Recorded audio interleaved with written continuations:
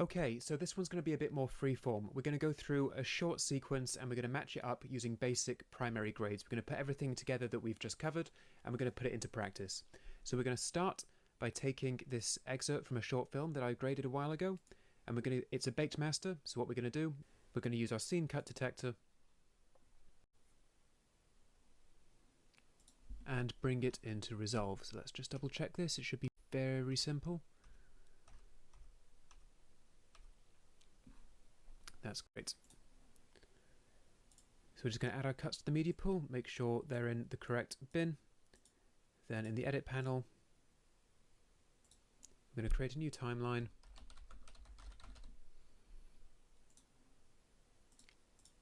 And then we're just going to bring everything down here. Now I'm actually going to get rid of the first shot in this sequence. And we're just going to grade from this shot here onwards. So let's go straight ahead into the color panel. So I'm not going to do anything too flash this time. The lighting, it's natural lighting, but it's pretty good and it's pretty consistent. Shot on a good camera on a Blackmagic Design Cinecam. Proper good 10-bit footage. Nice BMD log curve. So let's go ahead and start grading.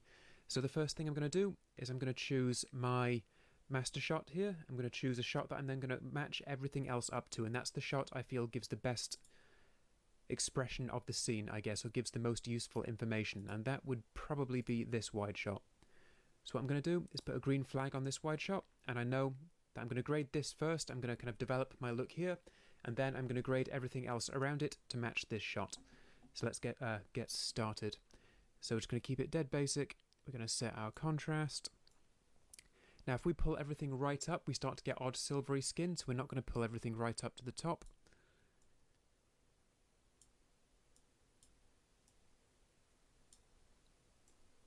It's a bit dark and a bit dingy as well. He's meeting a character who's dealing in dodgy goods.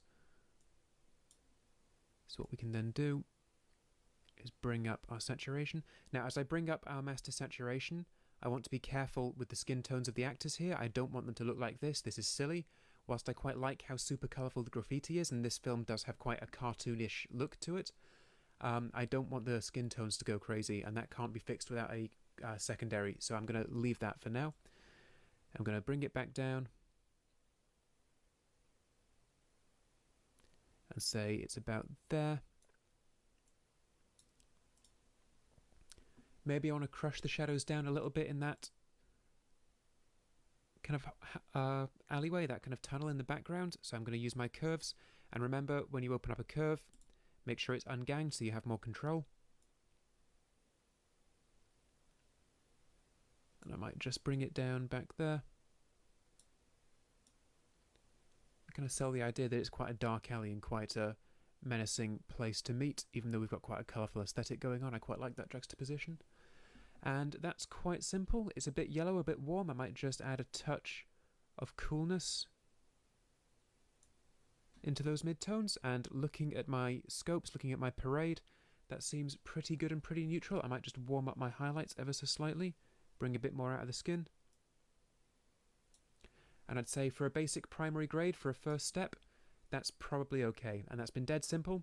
We start with the shadows, then we set our highlights, then our mids, then we go through and we can set our color balance. We can do a little bit more with the curve if we feel that's necessary. And that's nice, dead easy, dead simple. So now I'm going to right click and I'm going to grab a still, and I've always now got a still to refer to. And like I said before, you can copy paste the look on. That's not quite right, but it's close. So we can use that as a starting point. We can tweak the look that we've copied across, or we can start from scratch. So I'm going to tweak the look that we've just copied across. Now looking at this, the highlights are a bit too high, so we can bring those down a bit. Skin tone's a bit more yellow in the other, so I think the blue here is not doing us any favours. Might just push the gamma very, very slightly to yellow to get that match. The hood's matching, the graffiti's matching up nicely. The skin is maybe a little bit lighter in this shot. I might just bring our mids down ever so slightly. That's getting better. And I'll bring my highlights up slightly to compensate.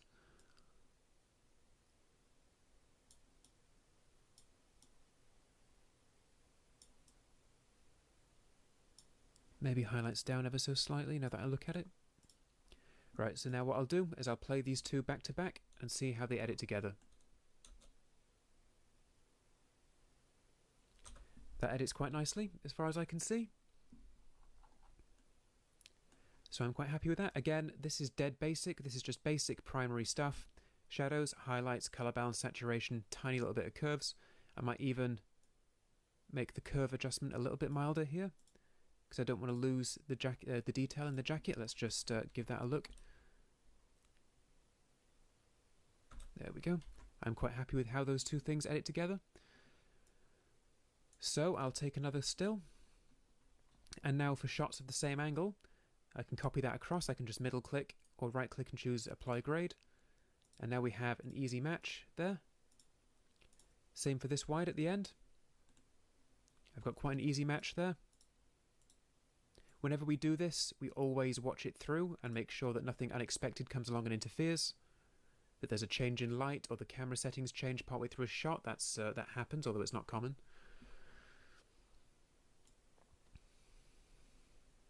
I'm quite happy with that now. Now, this looks like a similar angle to me, but I don't think copying and pasting across is going to work. You can see how it's much cooler. So I'm going to either have to warm this up or start from scratch, and I'll try and warm this up to compensate. Okay, as I've introduced red into my midtones there, I've also interfered with my shadows.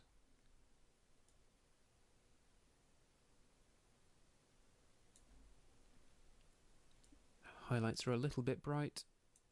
Maybe bring the mids down a smidge. And maybe bring the saturation up further on this one because the colour's not as strong.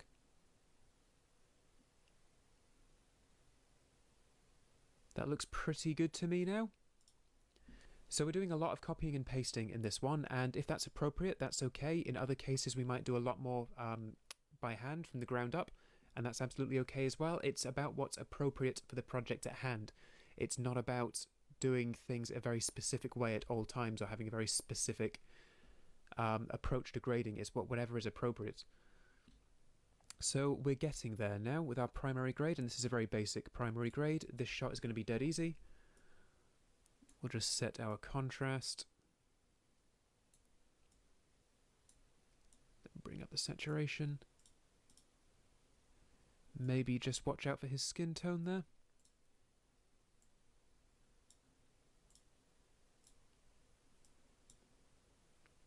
Okay, our highlights are still a little bit strong on this one, so I'm going to bring them back under control with the curve. And because it's a highlight on her skin, what I might just do is bring the top part of the red channel down using the red curve.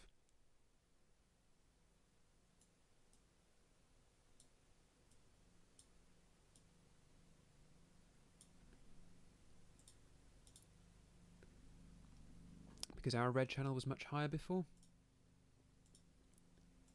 Okay, there's a little bit of shine, a specular highlight on the top right of the forehead, but that's not a deal breaker right now, especially when there's this shot in between. If we watch all this through, or if we watch these three shots through in sequence,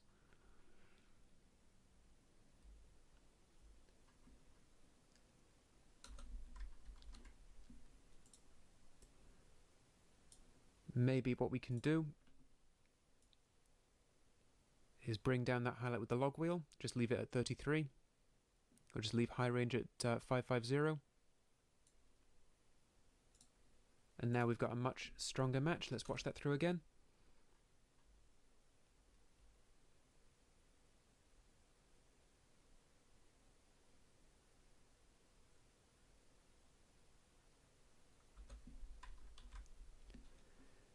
So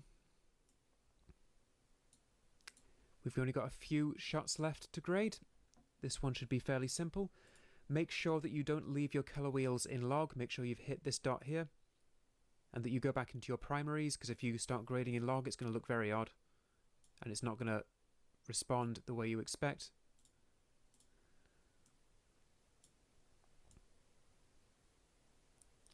Now we do have a point of absolute white here. We have a strong specular highlight on the wall there. but we could ignore that a little bit, and we can bring that back under control using a curve in a second. Okay, brightness, that's looking good. Let's bring up our saturation again. Now, again, I don't want him to look like an Oompa Loompa.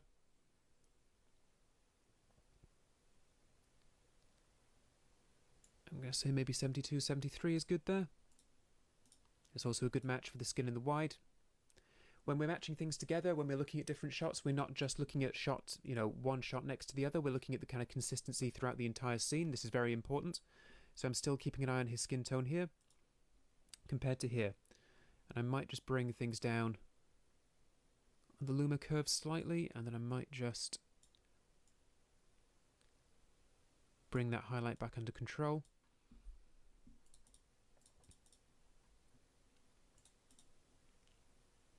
And that's looking pretty good to me. Let's just watch that through.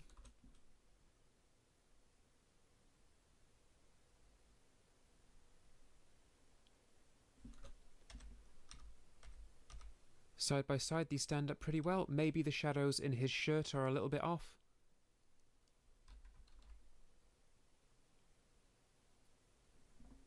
Looking at it, we can just neutralize those a little bit. Maybe bring this down a bit so they're a bit blacker. There we go. Now, we'll take another still. We don't necessarily take a still of every single shot we grade, but in this case I've taken one still to reflect a different angle. So I have A, a handy method for comparison, and B, something I can use to copy the grade across if I need to. So I'm going to go on and finish off the rest of this sequence now. In this case, this is a close-up of a different angle we could try and copy across, and it's worked fairly well. It is a little bit different. We have more of the frame is blown out here, so we need to bring that down. I'm going to use the offset wheel here. And I just need to be careful of making the shadows too dark.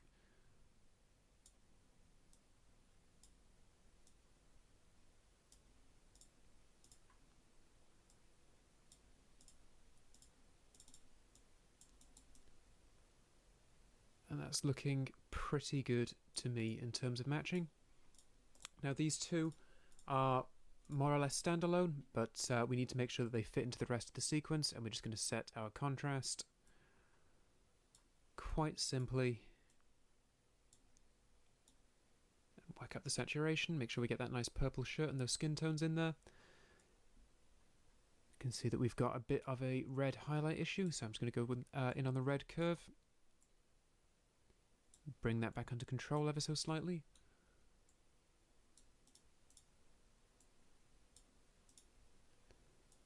And I can try copying across, and that's not right, so we'll do this one from scratch.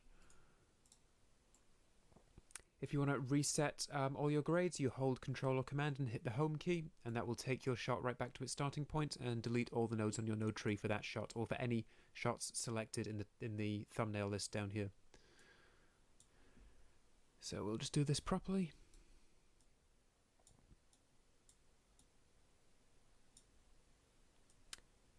Whilst I do want some blue on the banknotes, I do want the whites to be white, so we'll just balance that out a bit more. There we go. Then bring up our saturation.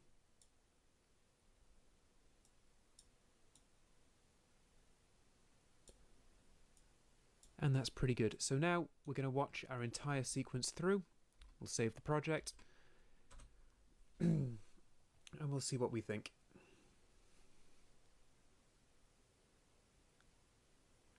So I can see a number of secondary grades that I would make on this already, but we're not covering those just yet. We'll come back to this with secondaries in mind. Okay, that shot seems a little bit epic when we cut to it. So what I probably want to do here is bring these highlights down and bring the midtones up and make sure that make it so that the contrast isn't quite as harsh. I mean, his face was very high contrast in comparison to hers just then, and we've just softened that out a bit, so let's now take another look at this. Okay, that's better, but still a little bit bright.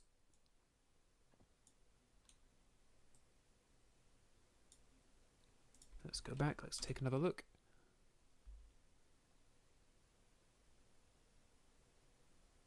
That's a much better edit to me. It's still a touch on the bright side, so let's just see if we can bring it down even a little bit more.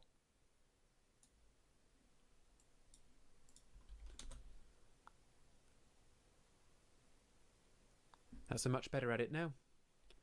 And that's just what it takes, really. It just needs you to keep looking and keep making little tweaks until you finally get it right. That's all. We've gone through this quite quickly. It's quite a simple... And I've spotted an error there. It's quite a simple sequence, but we've got a missed cut here. This was an edit which was missed by the scene cut detector. So what we're going to do is make sure that we get that right. We'll just move the playhead. We're back here in the edit panel, and we're just going to move the playhead to the point at which the edit changes, and then we're going to make a cut. And we'll grade this up to match everything else, because it wasn't taking the grade from the previous shot particularly well. Let's just take a little bit of that warmth down. Oops, wrong shot.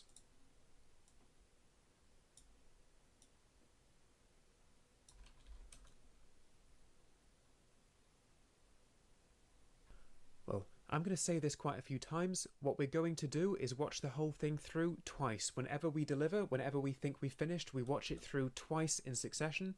That way we minimize the number of things that we miss. We need to make sure that we watch it through twice and that we're really paying attention. Watch it again, you'll notice some errors that you didn't spot before. So we're just going to watch this all through 2 times. Okay, those shadows seem a little bit harsh on this. You can see now we've got some really odd stuff going on under his chin and in his mouth. So what we're going to do is bring our shadows up. And maybe our mids down, our highlights back up ever so slightly. And this is why we watch through all the time. There we go, that's much better.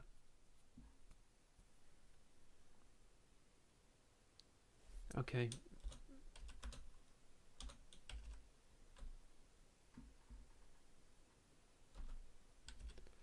Maybe we'll bring them down ever so slightly.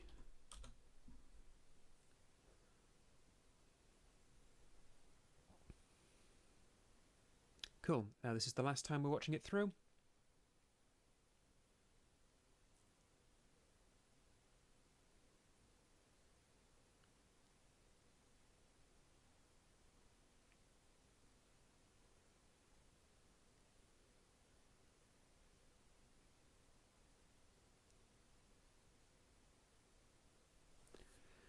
Okay, this shot still sticks out to me as being just a little bit...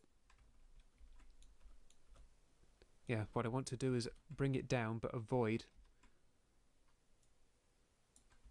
that odd shadow on his neck and his mouth, so I can just bring the mids down a little bit more.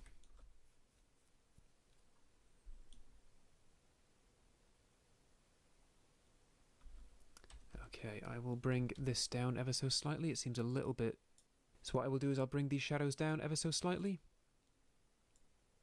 Make sure we have the same grounding in these shots as we have in others. Excellent. Cool. Right, I'm going to watch this through one more time, but I'll edit that out just so we don't spend loads of time just waiting around, really.